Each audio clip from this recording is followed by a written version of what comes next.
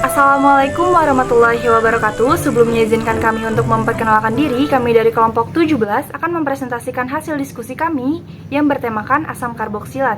Sebelumnya izinkan saya untuk memperkenalkan diri. Nama saya Alia Haura Naraswari dengan NPM 2418031081 dengan rekan-rekan saya. Nama saya Kalika Arumdan Azalea dengan NPM 2418031082. Saya Hairunisa Intan Asri Safira dengan NPM 2418031083. Saya Salsabila Agustina dengan NPM 2418031080. Nama saya Tiara Aulia dengan NPM 2418031085.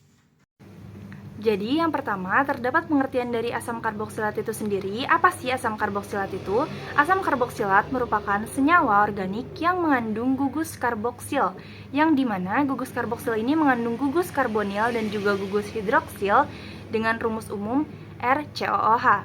Nah, asam karboksilat ini mempunyai produk sampingan berupa ester jika bereaksi dengan alkohol dan juga fenol. Selanjutnya akan dijelaskan mengenai contoh dan kegunaan senyawa dari gugus fungsi asam karboksilat dalam kehidupan sehari-hari. Senyawa yang pertama ada asam propionat atau dengan rumus kimia C3H6O2. Asam propionat biasa digunakan dalam bahan baku untuk mengawetkan makanan karena asam propionat bersifat anti jamur dan antibakteri. Selain itu, asam propionat juga digunakan sebagai sintetis polimer dan bahan herbisida. Yang kedua ada asam asetat atau CH3COOH. Asam asetat atau biasa disebut dengan cuka dapur bermanfaat untuk menambah rasa asam pada makanan. Selain itu, cuka dapur juga bermanfaat untuk bahan baku dalam industri plastik dan karet. Yang ketiga ada asam benzoat atau C7H6O2.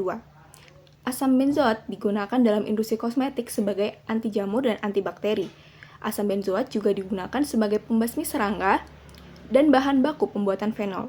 Yang keempat ada asam tartar atau dengan rumus kimia C4H6O6. Asam tartar merupakan rasa asam yang dihasilkan dari buah anggur. Asam tartar biasa digunakan untuk pembuatan selai, jelly, dan minuman beraroma anggur. Selanjutnya, di sini saya akan menjelaskan salah satu bahaya dari gugus fungsi asam karboksilat, yaitu asam benzoat. Asam benzoat jika digunakan berlebih akan menimbulkan beberapa efek samping, seperti reaksi alergi bahkan kanker. Dengan itu, dianjurkan penggunaan batas aman sebanyak 0-5 mg per kilogram per harinya. Sedangkan asam benzoat dalam bentuk garamnya yaitu natrium benzoat memiliki batas aman 500 mg per kilogram. Selanjutnya yaitu uji karboksilat, di mana di sini ada uji ester yang merupakan reaksi antara asam karboksilat dengan alkohol dan juga dengan adanya asam sulfat pekat yang membentuk ester yang berbau harum. Reaksi ini biasanya disebut dengan esterifikasi. Reaksinya ada di samping ini. Lalu, apa yang menjadi tanda bahwa senyawa tersebut mengandung gugus karboksilat? Nah, yang menjadi tanda yaitu terbentuknya senyawa berbau manis. Nah, itulah yang menunjukkan adanya gugus karboksilat dalam senyawa organik yang diberikan. Di sebelah sini nih ada sifat fisiko-kimia karboksilat. Asam karboksilat memiliki titik didih lebih tinggi daripada senyawa organik lainnya yang memiliki bobot molekul sebanding. Asam karboksilat termasuk asam lemah. Reaksi asam karboksilat dengan basa akan menghasilkan sabun.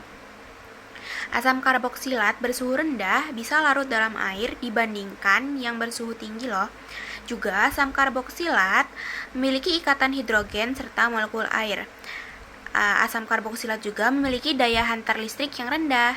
Sekian dari kelompok kami, kurang dan lebihnya mohon maaf. Wabillahi taufiq wal hidayah. Wassalamualaikum warahmatullahi wabarakatuh. Thanks for watching.